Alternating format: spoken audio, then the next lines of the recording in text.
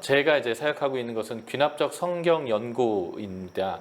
성경을 귀납적으로 봐서 하나님의 말씀이 정말 무엇을 말하는지를 이제 찾아내는 그러한 일들을 하고 있는데, 그러한 성경을 어떻게 읽어야 되는지, 성경은 어떤 책인지, 이러한 내용들을 가지고 오늘 여러분들과 함께 강의를 하려고 합니다.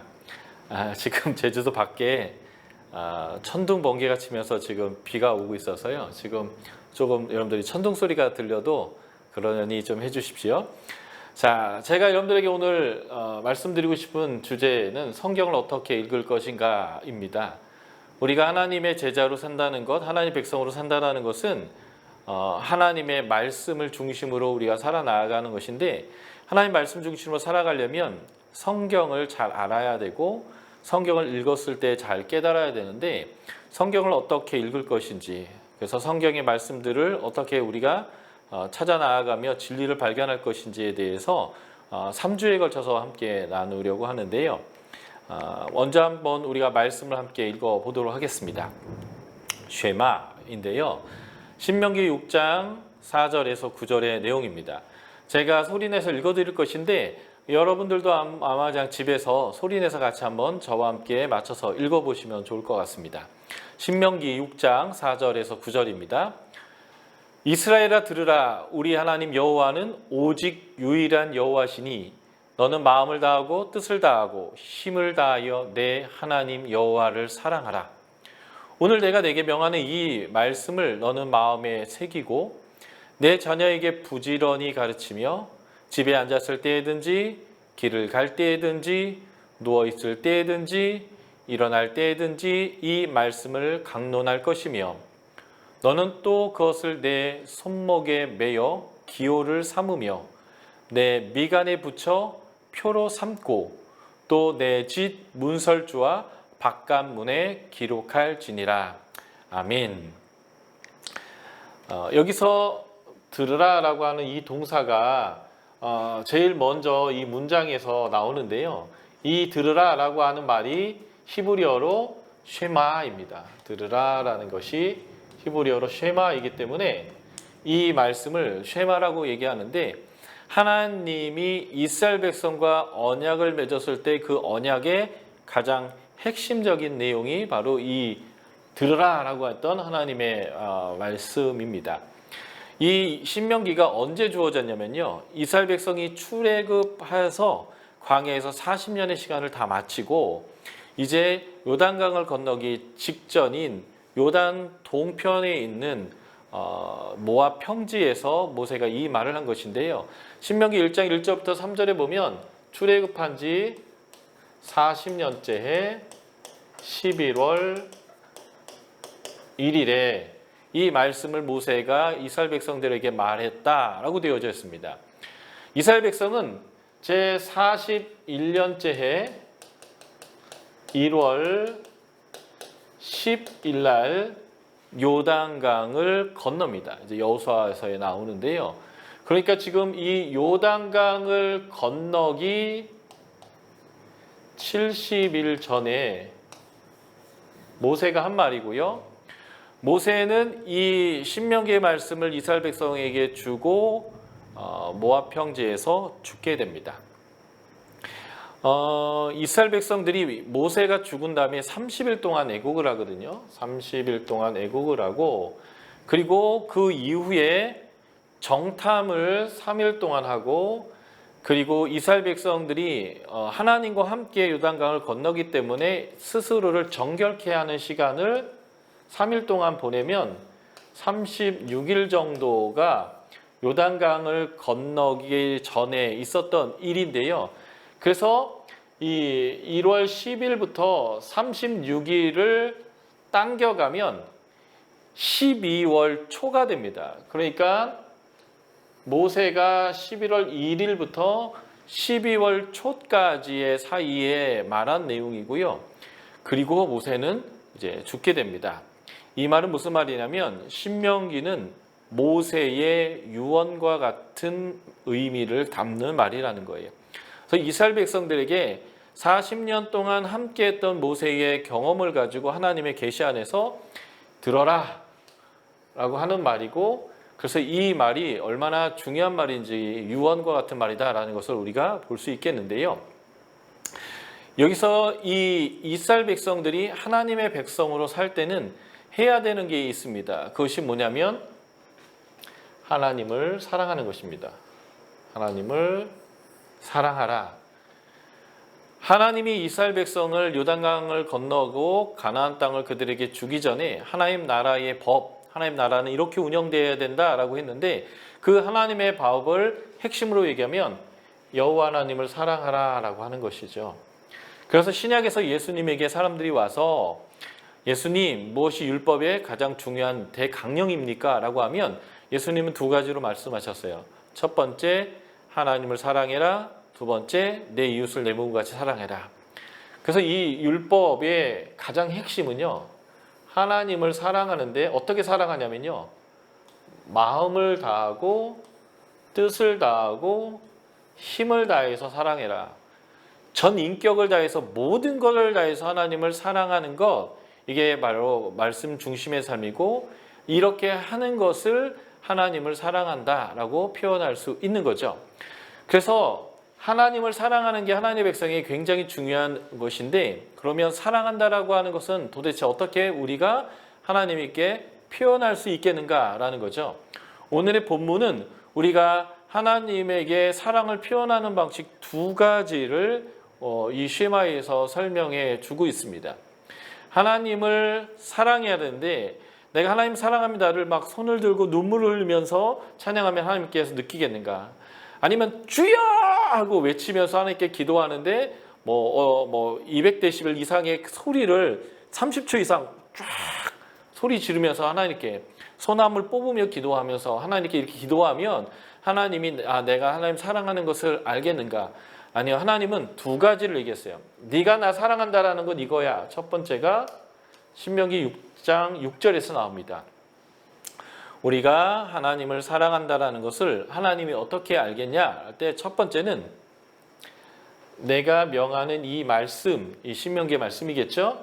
이 말씀을 너희의 마음에 새겨라 라고 되어 있습니다. 하나님의 말씀을 내 마음에 새긴다면 하나님이 야, 너 나 사랑하는구나 라고 인정해 주시겠다는 거예요. 이 새긴다라는 것이 히브리어로 하야 동사인데요. 하야 동사는 존재한다는 뜻이에요. 존재한다. 이 동사가 나오는 아주 유명한 구절이 있는데 출애굽기 3장에서 하나님이 불타는 떨기나무 가운데서 모세를 부르십니다. 그리고 모세를 설득해서 애굽에 가서 내 백성을 구원하라 라고 하는 사명을 주시는데 모세가 이제 설득을 당해요. 그래서 내가 하나님 애굽에 가서 하나님이 나를 보냈고 너희를 끄집어내라고 말씀하셨다고 하는데 그들이 네가 만난 하나님이 누구냐라고 묻는다면 내가 당신을 누구라고 해야 합니까? 당신의 이름이 뭡니까? 라고 할 때 하나님이 그때 주신 말씀이 이거예요. 나는 스스로 있는 자다. 이 스스로 있는 자라는 말이 이 하야 동사를 두 번 반복해서 원어는 이렇게 됐어요. 존재하는 자는 존재한다. 나는 그래서 스스로 존재한다 이렇게 표현한 거고요. 영어는 이것을 이렇게 표현해 놨습니다. I am who I am. 나는 나다라는 것이죠. 그래서 하나님은 그냥 나는 나야. 존재하는 자는 존재해 라고 하는 것이 하나님의 이름이었어요. 이 하야 동사가 여기에다 새기다라고 번역된 거예요. 그러므로 내가 하나님을 사랑한다라는 것이 증명되는 첫 번째 방법은 이것입니다. 내 안에 하나님의 말씀이 존재하는 거예요. 여기에 있는 거죠. 내 마음에 하나님의 말씀이 존재한다라는 것은 어떤 의미냐면 누군가 나에게 어떤 자극을 주고 누군가 나에게 어떤 반응하도록 했을 때 그냥 바로 반응하는 게 아니라 하나님의 말씀이라는 필터를 거쳐서 하나님이 원하는 대로, 하나님이 기뻐하는 대로, 하나님이 우리에게 하라고 하는 대로 그 필터를 거쳐서 내가 반응이 나온다면 내 안에 하나님의 말씀이 존재하는 것입니다.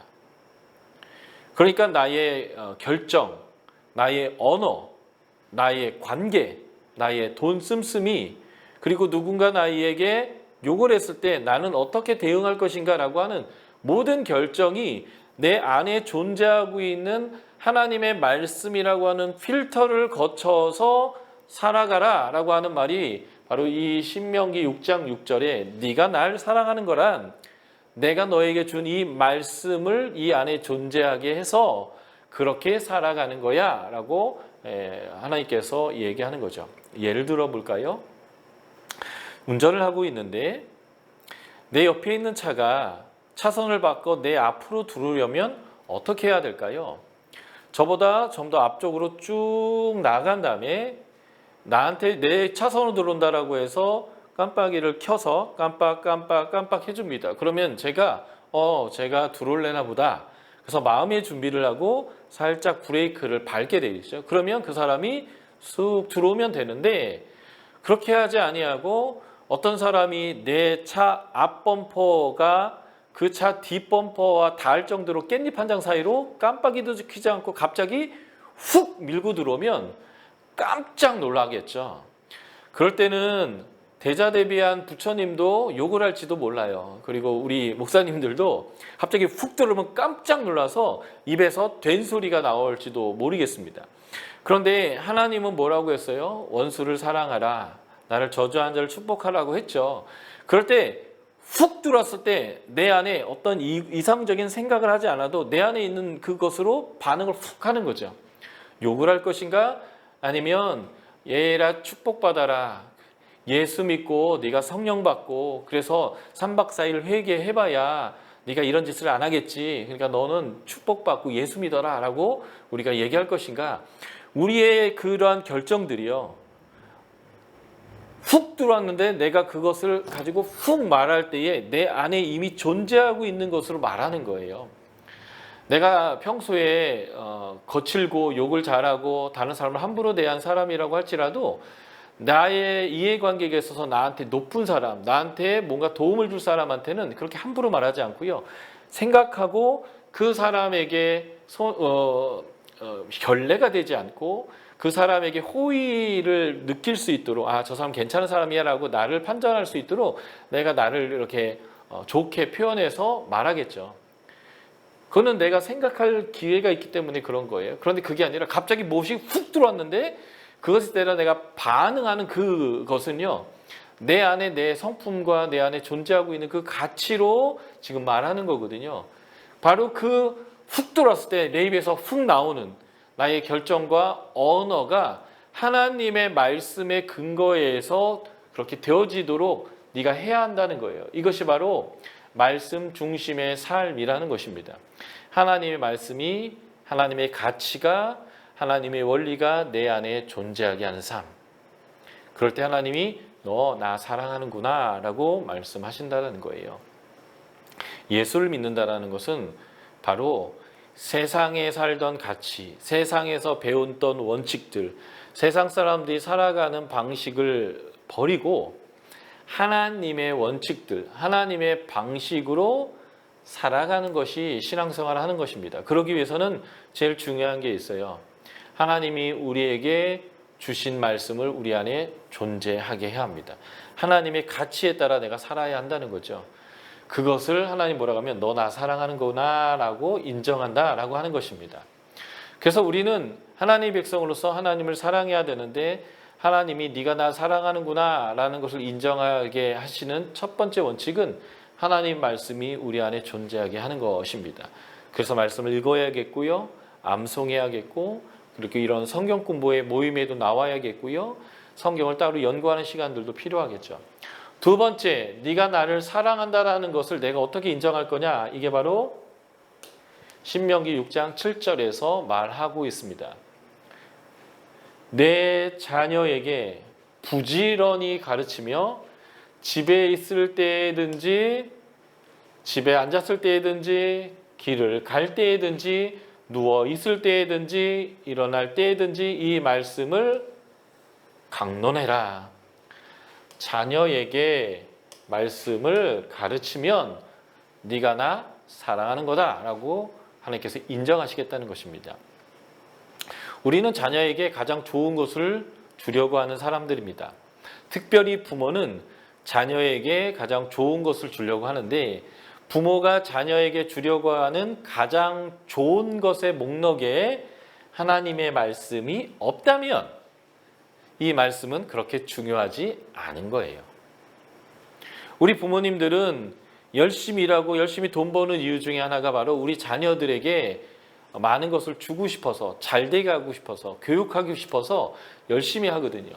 그러므로 내가 자녀에게 내가 고생하더라도, 내가 많은 헌신을 하더라도 주어야 되는 가장 좋은 것의 목록에 이 말씀이 포함되어 있다라고 한다면 분명히 말씀은 나에게 중요한 거예요.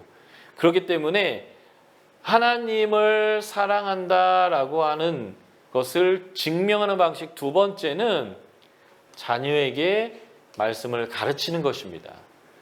자녀에게 말씀을 가르칠 때 그 방식이 있죠. 어떻게 해야 되는가?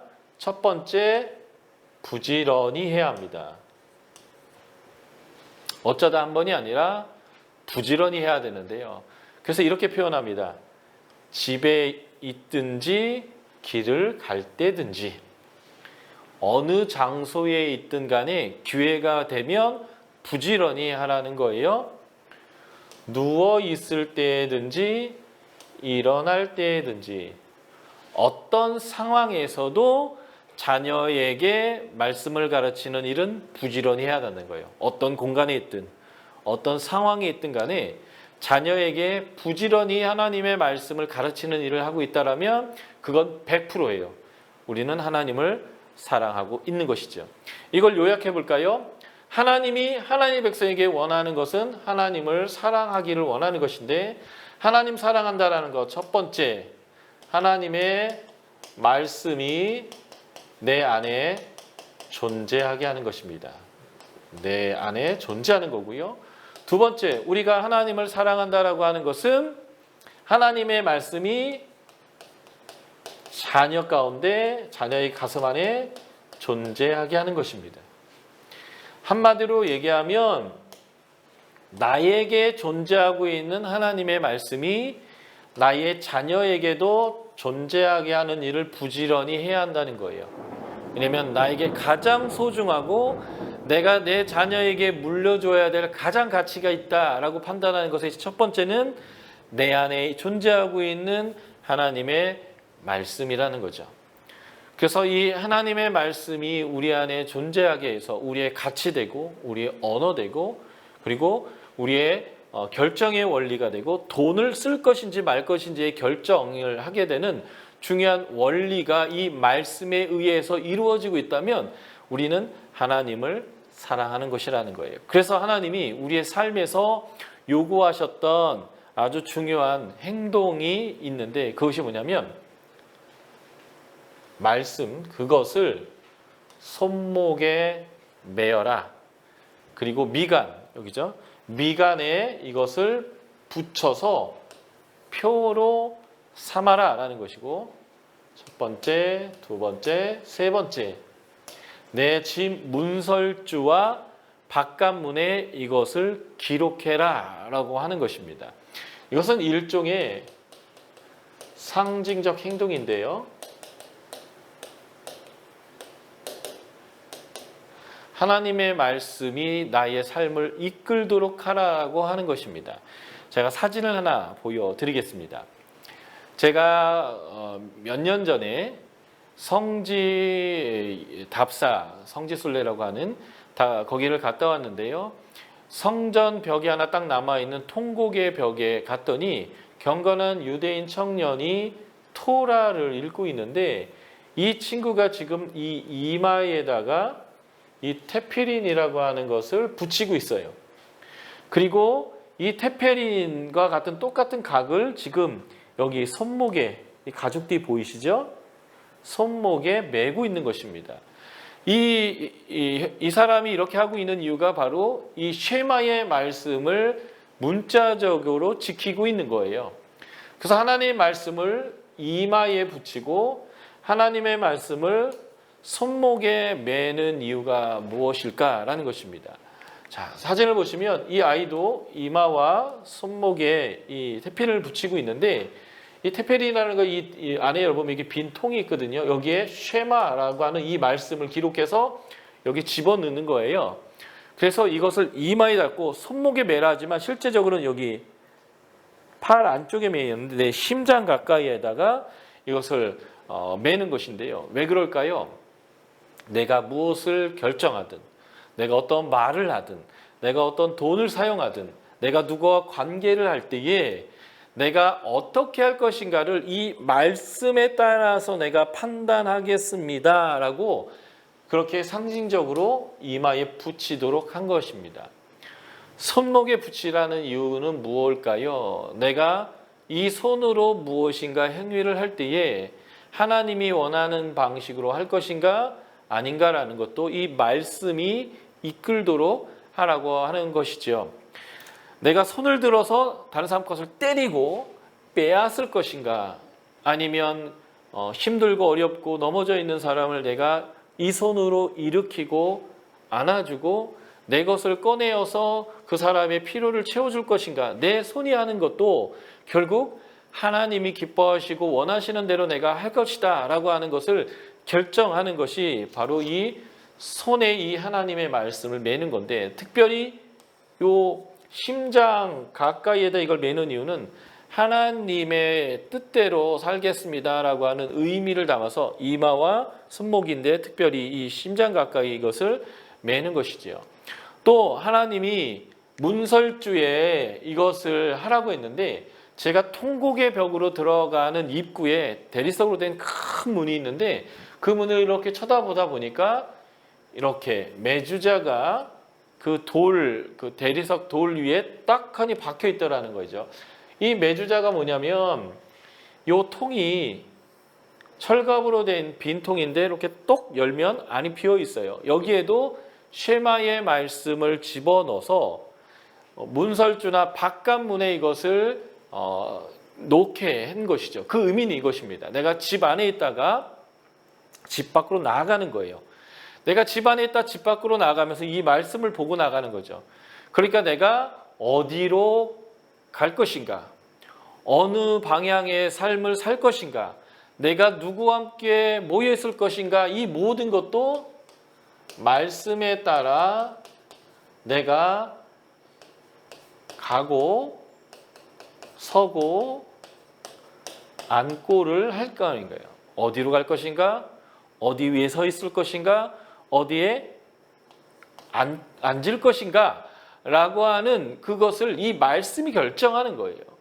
그래서 이 말씀대로 걸어가다가 다시 집으로 돌아오는 거죠. 집으로 돌아와서 가정으로 들어갈 때 이 말씀을 보고도 들어가면서 내가 이 집안의 남편으로서 또는 아버지로서 또는 어머니로서 자식으로서 내가 이 가정에서 어떻게 살 것인가, 어떻게 순종하고 복종할 것인가, 이것 또한 하나님의 말씀대로 내가 살겠습니다 라고 하는 것들을 이 말씀을 통과하여 들어가면서 그 결정하게 하는 것이 하나님이 이렇게 상징적 행동을 하라고 한 것이에요. 그러니까 모든 것이 하나님의 말씀의 근거에서 우리의 삶이 이루어지는 것, 이것이 바로 신앙생활이고 믿음을 갖는다라고 하는 의미가 되는 것이죠. 이런 말씀의 중심의 삶을 우리가 살아야 합니다. 자, 우리가 말씀 하나를 더 찾아서 읽어볼게요. 시편 1편. 시편 1편. 우리가 너무 잘 아는 말씀인데요. 시편 1편 1절과 2절을 우리가 함께 읽어보도록 하겠습니다. 시편 1편 1절 2절. 제가 여러분들에게 소리내서 읽어드릴 건데요. 여러분들도 소리내서 읽어서 이 말씀이 귀에 들리고 이 말씀이 마음에 새겨지도록 또박또박 저와 함께 읽어보도록 하겠습니다. 시편 1편 1절 2절 읽겠습니다. 복 있는 사람은 악인의 꾀를 따르지 아니하며 죄인들의 길에 서지 아니하며 오만한 자들의 자리에 앉지 아니하고 오직 여호와의 율법을 즐거워하여 그의 율법을 주야로 묵상하는도다. 예, 복 있는 사람이 하지 않는 것 세 가지를 오늘 본문에서 언급하고 있습니다. 자, 복 있는 사람이 뭘 안 할까요? 복 있는 사람이 하지 않는 것 첫 번째가 있습니다. 본문에 보면 악인의 꾀를 따르지 않는다라고 했어요. 악인의 조언이죠. 악인의 조언에 따라서 따른다라고 하는 이 표현은 히브리어 할라크라는 단어인데요. 걷다란 단어예요. 이 할라크라는 단어는 구약에서 하나님과 노아가 동행했다. 에녹이 300년 동안 하나님과 동행했다라고 번역되는 단어예요. 동행. 복 있는 사람, 의인은 악인들의 조언, 악인들의 어드바이스죠. 악인들이 이렇게 얘기하는 거예요. 그렇게 살면 안 돼. 그럼 돈을 못 벌어. 그렇게 살면 사람들에게 무시당해. 그러니까 너는 이렇게 사람들 앞에 군림하고 진 이기고 빼앗고 이겨먹고 함부로 너에게 도발할 수 없도록 네가 해야 돼. 그래야 사람들이 너를 이렇게 높여주는 거야. 막 이런 식의 조언에 따라서 그들과 함께 살지 않는 거예요. 이게 의인의 중요한 첫 번째 특징이죠. 두 번째, 의인, 복 있는 사람은 뭘 안 할까요? 죄인들의 길에 서지 않습니다.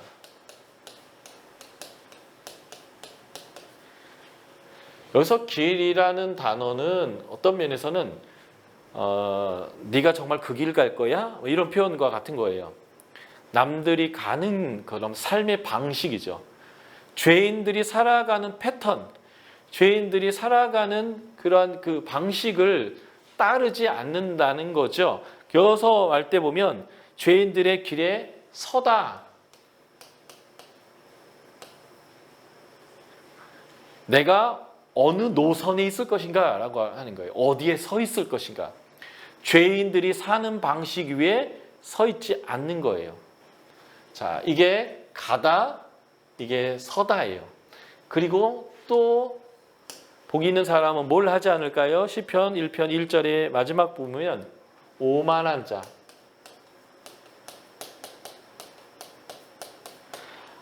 하나님의 뜻을 무시하고 자기가 잘났다고 해서 그런 사는 사람들이에요. 그래서 하나님은 다른 사람을 위하고 아껴주고 섬겨라고 하는데 다른 사람을 어떻게 지배하고 등쳐먹을 것인가 이렇게 하는 아주 오만하고 교만한 사람들의 자리에, 이들의 자리에 앉지 않습니다. 앉다. 서다, 아니 가다, 서다, 앉다. 복 있는 사람은요, 내가 어디로 갈지, 어느 길에 서 있을지, 그리고 누구와 함께 있을지를 하나님의 말씀에 기반해서 결정하는 사람이에요. 결단코 악인이나 죄인이나 오만한 자들의 조언과 그들의 사는 방식과 그들이 모여있는 곳으로 가지 않습니다. 이러기 위해서 이들이 무엇을 할까요? 시편 1편 2절에 보면 여호와의 율법을 즐거워하고 그 율법을 밤낮으로 되뇌입니다.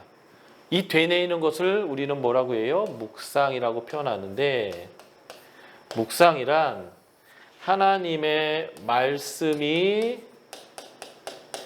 내 안에 존재하게 하는 활동이에요. 묵상은. 쉐마에서 네가 나를 사랑했으면 좋겠다. 네가 나를 사랑한다라는 것은 증명이 어떻게 될 것이냐. 첫 번째, 내가 너에게 이 준 말씀이 네 안에 새겨져서 존재하게 다오. 두 번째, 너에게 존재하고 있는 그 하나님의 말씀, 원칙, 방식, 하나님의 조언, 하나님의 길, 하나님의 자리에 네가 있겠다라고 살았던 그것들이 너의 자녀에게도 존재하게 해라. 라고 하는 게 이제 쉐마였는데 바로 이 하나님의 말씀이 내 안에 존재하게 하는 묵상을 하는 거죠. 그래서 이것을 하기 위해서 전제 조건이 뭐예요? 하나님의 말씀을 즐거워합니다. 하나님의 말씀을 즐거워하고 그 말씀이 내 안에 존재하도록 밤낮 없이 계속 되뇌이게 해서 하나님의 말씀이 나의 갈 길이고 내가 서 있어야 될 곳이고 내가 누구와 함께 머물 것인가를 결정하게 되는 거예요. 수요일 이 저녁에 내가 하루 종일 일했고 피곤해서 쉬고 텔레비전을 보고 맛있는 것을 먹는 자리에 갈 수 있지만 특별히 수요일 이 저녁의 시간을 구분해서 하나님과 동행하며 하나님의 말씀을 내 삶의 방식으로 내가 서야 될 위치를 갖기 위해서 하나님의 공동체에 교회라고 하는 예배당에는 우리가 함께 모이지 못했지만 온라인을 통해서라도 하나님의 공동체, 두세 사람이 내 이름으로 모인 곳에 함께 있다고 할 때 꼭 공간만 있는 게 아니라 이렇게 온라인을 타고라도 우리가 함께 모여서 함께 앉아서 이 말씀을 보는 이 자리에 우리가 있다라고 한다면 우리가 이 하나님의 말씀을 즐거워하여 그 말씀을 묵상하고 내 안에 존재하게 하는 일들을 위해서 우리가 이곳에 있는 거잖아요. 이게 의인이냐 악이냐를 결국 갈라버린다는 거예요.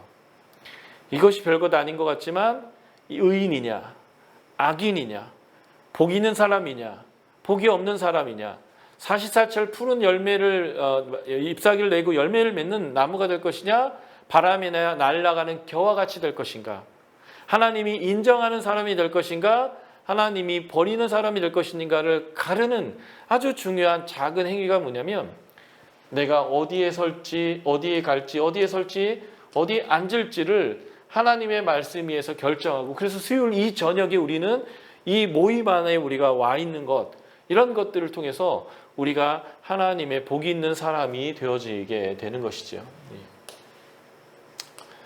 자, 제가 이제 쉐마를 통해서 여러분들에게 말씀 중심의 삶을 살아야 되는 이유 그리고 말씀의 중심의 삶이 무엇인지를 설명드렸는데요. 이제 말씀 중심의 삶을 살려면 성경을 잘 읽어야 합니다. 잘 읽고 잘 깨달아야 되는데 성경은 나름대로 특징이 있어요. 그 특징에 맞게 성경을 읽을 때에 그 성경을 잘 이해하고 잘 깨달을 수 있습니다. 예를 들면 이런 거죠. 우리가 소 한 마리를 잡았는데 그 소 고기를 파들 때 대충 그냥 깍두기 썰듯이 뚝뚝뚝뚝 썰어서 그냥 파는 게 아니에요. 소를 잡아도 등심 따로 탁 떼내고 안심 따로 떼어내고 그리고 갈비살 따로 떼어내고 부위별로 싹 다 떼어내는 거죠. 그래서 제값을 받고 팔게 됩니다. 소를 잡아도 이 결대로 그 부위대로 도축을 하는 것처럼 성경을 읽는 것도 그 결이 있어요. 성경이 갖고 있는 특징 때문에 그렇죠. 그래서 성경은 어떤 특징이 있고 그 특징에 맞게 성경은 어떻게 읽어야 되는가라는 것들을 우리가 배울 때 성경을 더 효과적으로 그리고 더 깊이 그리고 성경의 본 의미를 잘 이해할 수 있는데 이렇게 성경을 잘 읽을 수 있는 성경의 특징을 제가 7가지로 구분하고 그리고 그 7가지의 특징들을 오늘부터 3주에 걸쳐서 여러분들에게 알려드릴 것이고요. 이 방식으로 여러분들이 성경을 읽게 된다면 그 이전에 성경을 읽었을 때보다 훨씬 더 잘 깨달을 수 있는 그러한 성경 읽기가 될 수 있을 거라고 생각이 되어집니다. 그래서 제가 지금부터 성경을 읽을 때 우리가 염두에 두어야 될 원칙들 7가지를 나누도록 하겠습니다. 그래서 이 내용은 성경은 이런 책이고 성경은 이런 책이기 때문에 성경은 이런 결로 성경을 읽어가야 된다라고 하는 그러한 내용으로서 7가지의 원칙이 될 것 같습니다. 자, 성경을 읽을 때 염두에 둬야 될 첫 번째가 있습니다. 그것은 성경의 주인공이 하나님이다라는 것을 알고 하나님 중심으로 읽어야 한다는 것입니다. 우리는 안타깝게도 성경을 읽으면서 물론 하나님의 백성으로 잘 살기 위해서 하나님 앞에 잘 순종한 하나님의 백성들은 어떻게 했을까라는 것을 찾으려고 하는 것 때문에 그랬을지는 모르지만 성경의 주인공인 하나님보다는 모세, 엘리야, 베드로, 바울 이런 조연들을 중심으로 성경을 읽고 이들은 어떻게 했느냐라는 것에 훨씬 더 많은 관심을 두곤 했다라고 하는 것입니다. 아니요. 우리가 성경을 읽을 때 알아야 될 첫 번째 원칙 굉장히 중요해요. 하나님이 성경의 주인공이다. 이 말을 다르게 표현하면 우리가 성경을 읽는 이유는 무엇인가? 성경을 읽는 이유는 하나님을 알고 그리고 하나님의 뜻대로 살기 위함입니다. 그러므로 우리는 성경 읽기를 하면서 하나님을 알아가는 성경 읽기를 해야 돼요. 가장 중요한 원칙입니다. 성경의 주인공은 하나님입니다. 그래서 하나님 중심으로 성경을 읽어야 되고 성경을 통해서 알고 싶은 것은 하나님이에요. 하나님이 누구이신지, 하나님은 어떠한 능력이 있으신지, 하나님은 무엇을 기뻐하시는지, 하나님은 무엇을 싫어하시는지, 하나님은 무엇을 하고 싶어 하시는지, 하나님이 바라보고 있는 것이 무엇인지, 하나님의 성품과 하나님의 행하시는 일들, 하나님이 기뻐하시는 것이 무엇인지를 알아가는 성경 읽기를 해야 됩니다. 그래서 성경을 읽을 때 우리가 염두에 둘 첫 번째 원칙은 성경의 주인공은 하나님이다라고 하는 이것인데, 이것만 우리가 염두에 두고 성경을 읽어도 우리가 성경 읽기가 확실히 달라지는 것을 우리가 알 수 있습니다. 모세, 엘리야, 베드로, 바울 아는 것도 중요하지만 가장 중요한 것은 Who is God? 하나님이 누구이시냐를 아는 성경 읽기를 하는 것이 중요합니다. 자, 에베소서 1장 17에서 19절의 말씀을 우리가 함께 읽어보도록 하겠습니다. 자, 한번 펴보실까요? 여러분들의 소리가 들리지는 않지만 저는 여러분들과 함께 성경 읽기를 해보고 싶습니다. 여러분들이 성경을 읽을 때 또박또박 읽어서 여러분의 귀에 들리고 여러분들의 마음에 새겨지도록 저와 함께 이 성경 읽어주셨으면 좋겠어요. 에베소서 1장 17절부터 19절까지인데요. 에베소서는 그리스도인의 성숙에 대한 책입니다. 한마디로 얘기하면 세례를 받을 때 이 정도는 알고 세례를 받아야 된다라는 그 최소치, 기독교인이라면 이 정도는 알아야 되고 기독교인이라면 이런 삶을 살아야 된다라는 가장 기본적인 오리엔테이션이 되어지는 책이 바로 에베소서인데요. 이 에베소서는 1장부터 3장은 그리스도인이란 누구인가, 어떤 복을 받았까, 어떤 정체성을 가진 사람인가라는 걸 설명하고요. 에베소서 4장부터 6장은 그 정체성의 복을 받은 것에 합당한 삶이 무엇인지를 설명하게 되는데, 에베소서 1장 전체는 서론인데요. 그 서론에 에베소 1장 3절부터 14절까지가 하나님이 그리스도 안에서 성령님을 통하여 하신 그 놀라운 일이 무엇인지, 우리에게 주신 복이 무엇인지를 6가지를 가지고 찬양, 송령을 하게 되고요. 그 송령이 끝나자 기도를 하는데, 바울이 그리스도인이라면 이 4가지를 알았으면 좋겠다라고 얘기하는 거예요. 젊은 애들이 싸가지 없는 애들을 이렇게 표현합니다. 아우, 쟤는 4가지가 없다. 그 농담을 가지고 이 본문을 본다면 그리스도인들이 알아야 될 이 4가지가 없다라고 한다면, 이것을 모른다고 한다면 그것은 싸가지 없는 그리스도인이에요. 그래서 우리가 싸가지 있는 그리스도인이 되기 위해서는 이 4가지를 알아야 되는데, 이 4가지가 무엇인지를 좀 찾아가면서 저와 함께 에베소서 1장 17절부터 19절의 말씀 같이 읽어볼게요. 자, 준비되셨죠? 에베소서 1장 17절부터 같이 저와 함께 소리내서 읽겠습니다. 시작. 우리 주 예수 그리스도의 하나님, 영광의 아버지께서 지혜와 계시의 영을 너희에게 주사 하나님을 알게 하시고 너희의 마음의 눈을 밝히사 그의 부르심의 소망이 무엇이며 성도 안에서 그 기업의 영광의 풍성함이 무엇이며 그 힘의 위력으로 역사하심을 따라 믿는 우리에게 베푸신 능력의 지극히 크심이 어떠한 것을 너희로 알게 하시기를 구하노라. 예. 싸가지 있는 신앙인이 되기 위해서는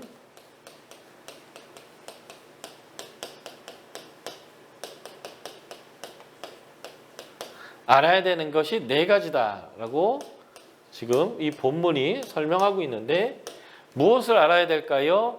첫 번째 우리가 알아야 되는 것은 17절에 나오는데, 하나님을 알아야 합니다. 하나님. 성경의 주인공은 하나님이고, 우리가 성경을 읽는다라는 것은 하나님을 알아가는 것이다. 그래서 우리가 싸가지 있는 신앙인이 되기 위해서 알아야 되는 첫 번째는 하나님이 어떤 분인가, 어떤 성품을 가지고 계신가, 그분이 어떤 일을 하고 계시고 무엇을 기뻐하시는가라는 하나님을 알아야 됩니다. 자, 두 번째 무엇을 알아야 할까요? 본문 18절에 보면 부르심의 소망을 알아야 됩니다. 부르심을 알아야 돼요. 한마디로 하나님이 우리를 하나님의 거룩한 백성으로 부르실 때에 어떤 소망을 가지고 우리를 부르셨는지, 우리가 하나님의 백성이 될 때에 하나님의 기대가 무엇인지를 알아야 한다는 거예요.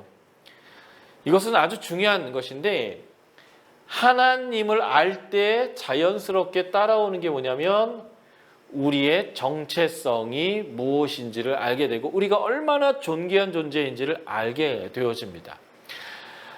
대부분의 사람들은 내가 얼마나 존귀하고 가치가 있는지를 따질 때에 내가 얼마나 소유했는가라는 것으로 나의 가치를 판가름합니다. 이 소유라는 것은요, 돈일 수도 있지만 내 학벌일 수도 있어요. 나 서울대 나왔어.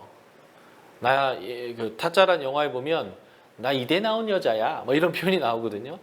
내가 이러한 명문대 나왔기 때문에 나는 이런 대우 받을 수 없어, 이런 식으로 표현하는 거죠. 그리고 내가 얼마나 똑똑한지, 내가 어떤 좋은 가문에서 태어났는지 포함해서 내가 가진 것으로 내가 얼마나 존귀한지를 판가름하려고 하는 것이 세상입니다. 그래서 내 통장 잔고에 따라 내가 살고 있는 집의 평수와 내가 어디에 살고 있는 사람인지, 뭐 이런 걸 가지고 내가 굉장히 존재가 있는 사람인 것처럼 생각하는 거죠. 그런데 이러한 소유로 나의 가치를 세우는 것은 세상의 방식이에요. 내가 서울대 나왔어도 프린스턴이나 하버드나 이런 데에 나온 사람들이요, 그런 사람들에게는 깽깽하게 돼 있는 거거든요. 내가 통장에 100억이 있어도 빌 게이츠나 이러한 이제 갑부들 앞에서는 또 내가 그 사람에게 비해서 가치가 없어 보인단 말이에요. 이러한 소유가 아니라 내가 어떤 존재인가라고 하는 것이 굉장히 중요한데, 내가 어떤 존재이냐라는 것은 하나님이 너는 이런 존재야 라고 하나님이 나에게 매긴 가치가 있어요. 하나님이 나에게 설정한 나의 가치가 있다고요. 그 하나님을 알게 되면 그 하나님이 나를 어떠한 존재로, 가치로 하나님이 부르셨는지를 알게 돼요. 우리가 얼마짜리냐면요, 세상의 주인이신 하나님의 목숨값만큼 소중한 존재입니다. 값으로 매길 수 없어요. 얼마라고 한정할 수 없을 만큼 어마어마하게 비싼데, 그 비싼 대가를 예수님이 치르시고 우리를 하나님의 백성으로 살리셨고 가져가셨단 말이에요. 그래서 하나님이 우리에게 너는 존귀하다, 너는 내 아들이다, 너는 내 딸이다, 너는 나와 함께 세상을 경영할 사람이다, 너는 세상에 그 무엇보다 가치 있다라고 말씀해 주시는 그러한 나의 존재, 나의 정체성을 가져야 되는데, 그게 어디서부터 나오냐면요, 하나님이 나를 어떻게 인정하고 계시냐부터 나와요. 그래서 우리가 싸가지 있는 신앙이 되기 위해서는 첫 번째 하나님을 알아야 되고요, 두 번째 그 하나님이 나를 어떠한 존재로 부르셨는가, 나를 부를 때의 하나님의 소망이 무엇냐를 알아야 됩니다. 세 번째, 싸가지 있는 신앙이 되기 위해서는 무엇을 해야 될까요? 하나님이 우리에게 주시는 기업이 얼마나 영광스럽고 풍성한지를 알아야 되는데, 이 기업이란 단어의 의미는요, 상속입니다. 우리가 하나님의 자녀로 부름받았기 때문에 자녀이기에 당연히 아버지로부터의 상속을 받게 돼 있는데, 이 상속을 받게 됐던 그 내용이 얼마나 어마무시하게 많고 크고 영광스러운지를 우리가 알아야 됩니다.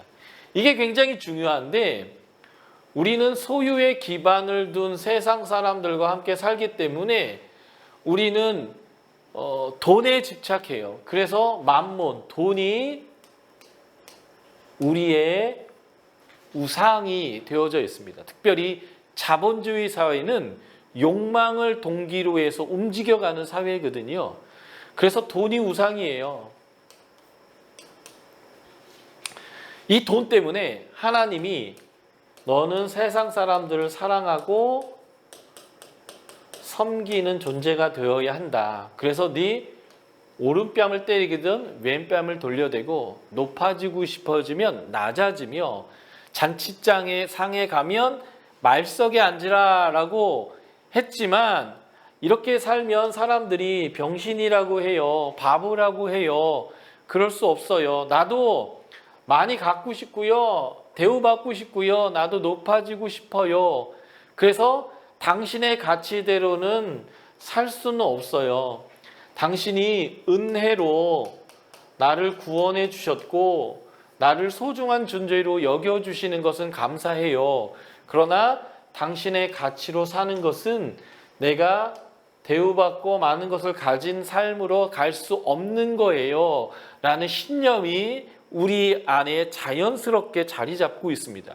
그런데 나를 그 부르신 분이 나를 자녀로 삼았기 때문에 나에게 주시는 하나님의 상속이 얼마나 어마무시하고 영광스러운지를 알게 되면 이거를 포기하고 이 삶을 선택할 수 있어요.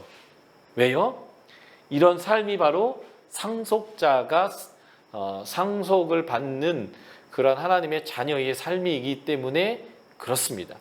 그래서 우리가 알아야 될 세 번째는 하나님이 우리에게 주시는 기업이 얼마나 어마무시한지 영광스러운지를 알아야 돼요. 네 번째, 우리가 싸가지 있는 신앙인이 되기 위해서 알아야 되는 내용이 무엇일까요? 하나님의 능력입니다. 하나님의 능력이 얼마나 크신지, 하나님의 능력이 얼마나 큰지를 우리가 알아야 돼요. 왜냐하면 하나님이 우리에게 이러한 기업을 주실 수 있는 능력이 있느냐 없느냐가 중요하죠. 말로만 주겠다라고 했다면 의미가 없잖아요. 하나님이 세상의 주인으로서 모든 것을 다 가지신 분으로서 우리에게 이 기업을 주실 수 있다는 것이 확실하다면 우리는 이 부르심의 삶을 기꺼이 두려움 없이 살게 될 것입니다. 이렇게 부르심의 삶을 살게 되면 하나님이 어떤 분인지 경험할 수 있어요. 사랑하라 해서 사랑했고요. 섬기라 해서 섬겼고요. 말석에 앉으라 말석에 앉았고요. 내가 남들보다 높은 자리에 있는 게 아니라 섬기는 자리, 그래서 다른 사람에게 낮아지는 자리에 있었던 때 하나님이 나를 얼마나 존귀하게 하나님이 세워주시고 하나님이 나를 기뻐해 줬는지를 경험하는 거죠. 다니엘이 그렇거든요. 하나님이 어떤 분인지 그가 아니까 그가 바벨론에 끌려갔을 때도 나는 야채만 먹겠다라고 선택을 하게 되죠.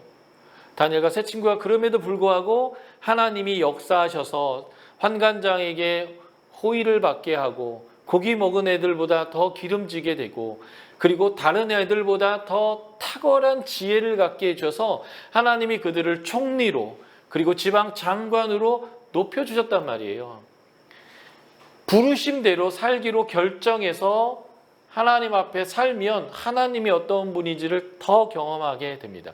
그래서 하나님을 알고 부르심의 소망을 알고 기업의 영광의 풍성을 알고 하나님의 능력을 알게 되면 그 거꾸로 하나님의 기업의 영광을 주실 것을 알게 되고 하나님의 부르심에 기꺼이 헌신하게 되고 그래서 하나님을 더 알게 되고 그래서 이 선순환이 계속적으로 이루어지는 구조가 바로 하나님을 알고 부르심을 알고 하나님이 주시는 기업의 영광의 풍성함을 알고 하나님의 능력이 얼마나 큰지를 아는 이 싸가지 있는 신앙을 통해서 계속적으로 하나님을 더 경험하는 그 삶을 살게 되는 거죠. 그래서 우리는 이 하나님을 알아가는 성경 읽기를 해야만 합니다.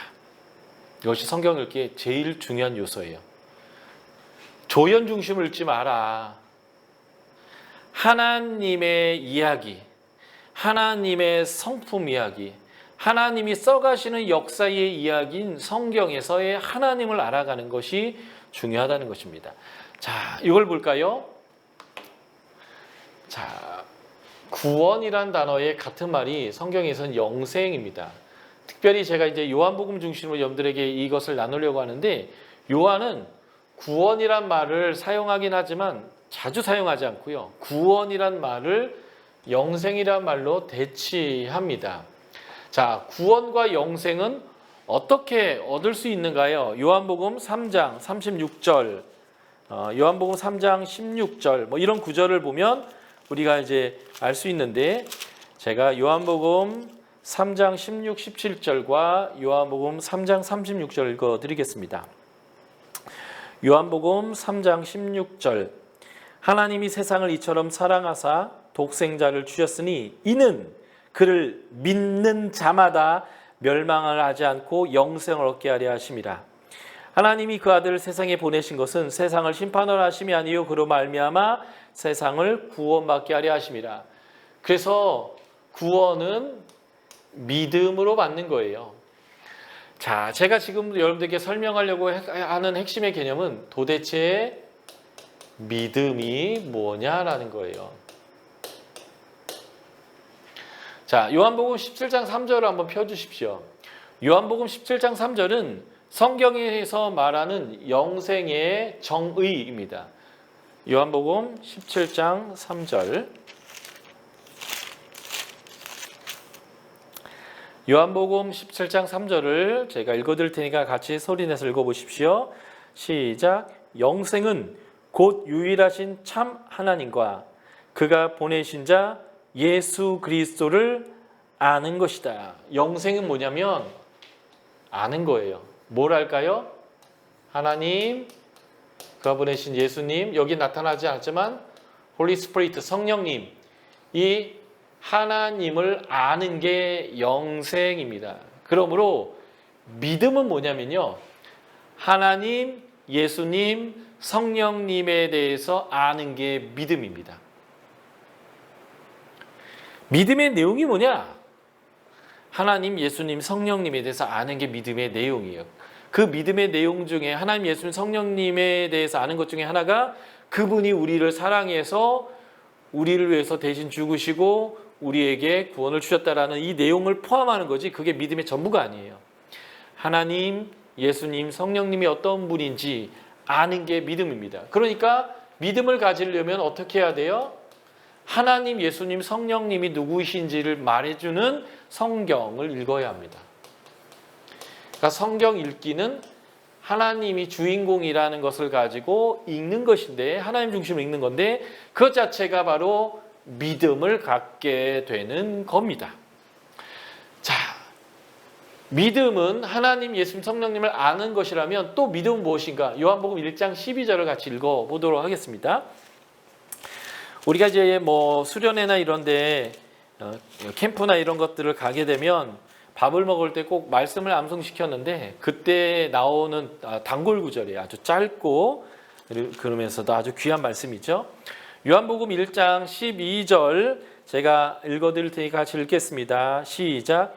영접하는 자, 곧 그 이름을 믿는 자들에게는 하나님의 자녀가 되는 권세를 주셨으니. 믿음은 하나님, 예수님, 성령님을 아는 건데 이 아는 게 머리로만 아는 게 아니라 이것이 나의 삶의 결정의 원리로 내 가치로 받아들인다. 이걸 영접이라고 표현해요. 하나님의 말씀이 내 삶의 원리로, 내 결정의 법칙으로, 내 관계의 근거로, 내 돈을 써야 될 것이냐 만할 것이냐의 판별의 근거로 수용하는 게 믿음이에요. 성경을 통해서 하나님 예수님 성령님을 안 그 내용을 내 것으로 수용하는 것입니다. 집에 자녀가 있어요. 저희 집에는 이제 딸과 아들이 있는데 저희 딸이 굉장히 창조적이고 자유분방한 아이입니다. 그래서 부모가 우리 딸에게 야 이것 좀 해, 이것도 해야 되는 거야 라고 얘기했을 때 네 알겠습니다 라고 대답은 잘하는데 자꾸 잊어먹고 그걸 잘 하지 않아요. 예를 들면 이런 거죠. 야 나갔다 들어오면 손발 씻어라. 식사를 하고 나온다면 양치해라. 그래서 치아를 깨끗하게 해라. 그리고 저희 아이가 이제 비염이 있어서 매일 저녁마다 먹는 약과 코에 뿌리는 약이 있는데 저랑 저희 아들이랑 그 세 명이 그렇게 정기적으로 밤에 약을 먹는데 한 달치 약을 받아서 먹고 나는데 저와 저희 아들 것은 약이 다 사라졌는데 저희 딸 건 반이 남아있어요. 그러니까 정기적으로 이걸 못하는 거죠. 그래서 부모가 계속 잔소리를 하는 거예요. 매일 먹어라, 씻어라 계속 얘기하는데 이 딸이 잘 못하는 거죠. 그래서 어느 날 엄마가 또 잔소리를 했어요. 이거 왜 안 해? 빨리 해! 라고 했더니 딸이 이제 사춘기다 보니까 화가 나서 알았다고요. 제발 그만 좀 말하라고요. 라고 막 소리를 지른 거예요. 그러면 엄마가 아는구나. 몰라서 안 하는 줄 알았지 하고 넘어갈까요? 그렇지 않습니다. 엄마가 이렇게 얘기하죠. 알면 그렇게 하라고! 네가 안 하니까 내가 얘기하는 거 아니야! 라고 이제 얘기하는 거예요. 이 안다라는 게요. 우리 모두가 알아요. 안다라는 것은 그렇게 산다. 그렇게 행한다. 의 개념이라는 거. 저희 딸이 얘기하는 거예요. 내가 나갔다 들어오면 씻어야 되는 거 알고요. 밥 먹고 나면 양치해야 되는 거 내가 안다고요. 그리고 내가 양말을 벗었으면 세탁기에 집어넣어야 되는 거 알고요. 뒤집지 말고 펴서 넣어야 되는 거 안다고요. 아니까 그만 잔소리하라고요. 라고 얘기하지만 엄마는 얘기하는 거예요. 알면 그렇게 해. 네가 그렇게 안 하니까 내가 얘기하는 거 아니야. 라고 얘기하는 거죠. 알미란 내 삶의 방식으로 그렇게 산다 행한다로 영접해야 하는 것입니다. 이게 믿음이에요. 그런데 우리는 믿음을 여기까지로만 알아요. 예수님 나를 위해서 죽었으니까 된 거예요. 예수님 나를 위해서 죽어서 내가 구원받았으니까 된 거예요. 그게 아니고요. 믿음은요. 예수 그리스도가 나의 주인이 되는 거예요. 그래서 이 주인의 뜻이 내 삶과 언어와 결정이 되는 게 알미고 영접하는 것입니다. 예수님은 원수를 사랑하라고 했어요. 알아요. 그렇지만 그렇게 행동하면 사람이 날 무시해요. 그러니까 주님 그건 요구하지 마세요. 그러나 주님이 나를 위해서 죽은 건 내가 인정할게요. 구원 주신 거 감사해요. 그러나 당신의 뜻대로 사는 것은 내가 할 수 없어요. 이건 믿음이 아니라는 거예요. 믿음은 알미고 알면 영접하는 겁니다. 한 구절 더 읽어볼까요? 요한복음 3장 36절입니다. 요한복음 3장 36절 읽어드릴게요. 같이 소리내서 읽어보십시오. 아들을 믿는 자에게는 영생이 있고 아들에게 순종하지 아니하는 자는 영생을 보지 못하고 도리어 하나님의 진노가 그 위에 머물러 있느니라. 히브리인들의 글쓰기 방식은요. 대꾸법이라고 해서 반복합니다. 같은 말을 반복할 때는 동의대꾸라고 해요. 하나님을 사랑하는 자는 성경을 읽고 하나님을 경외하는 자는 성경의 말씀에 순종하느니라. 이게 이제 동의대꾸고요. 강조하기 위해서 반대로 말하는 대꾸법이 있어요. 예를 들면 이런 거죠. 하나님 사랑하는 자는 말씀을 사랑하나 하나님을 싫어하는 자는 말씀을 멸시하느니라. 지금 우리가 방금 읽었던 요한복음 3장 36절이 이 반이 대꾸예요. 자, 아들을 믿는 자의 반대말이 아들에게 순종하지 아니하는 거고요. 영생이 있고의 반대말이 영생을 보지 못하고 도리어 하나님의 진노가 그 위에 있다입니다. 그래서 이것을 동의대꾸로 바꿔서 제가 읽어볼게요. 아들을 믿는 자에게는 영생이 있고 아들에게 순종하는 자는 영생을 보고 진노가 그 위에 없다예요. 그러니까 믿는 것과 순종하는 것은 같은 의미예요. 그러니까 믿음이란 뭐냐? 믿음이란 하나님, 예수님, 성령님을 아는 거고요. 그것을 내 삶의 가치로 받아들이는 거고요. 이것을 내 가치로 받아들였으니까 자연스럽게 그렇게 사는 것입니다. 제가 지금 이제 쉴 거예요. 1시간을 제가 강의했습니다. 그래서 제가 목이 말라요. 그런데 저기에 컵에 물이 있습니다. 저희가 아는 암과 영접한 것이 뭐냐면 이 물을 내가 마시면 이 목이 아픈 거나 목이 마른 것이 해결된다는 걸 내가 알아요. 그러면 제가 이 물을 마셔야 될까요, 말까요? 당연히 마셔야죠. 목이 마르면 물을 마시면 된다는 걸 알기 때문에 제가 물을 마시는 것처럼 순종은 어마어마한 것을 하는 게 아니라 내가 아는 대로 내가 받아들인 가치대로 살아가는 것입니다. 그 내가 알고 내가 받아들인 가치의 가장 핵심이 바로 사랑하는 거예요. 이게 바로 영생의 삶을 사는 믿음이다라고 보시면 좋겠고요. 그러므로 하나님 중심의 성경 읽기를 해야 되는 중요한 이유가 뭘까요? 이게 바로 영생의 삶이기 때문에 그렇습니다. 하나님을 알고 그 하나님의 가치대로 살아가고 순종하는 것, 이것이 바로 영생의 삶이기 때문에 성경은 하나님이 주인공이고 하나님 중심으로 읽어야 한다입니다.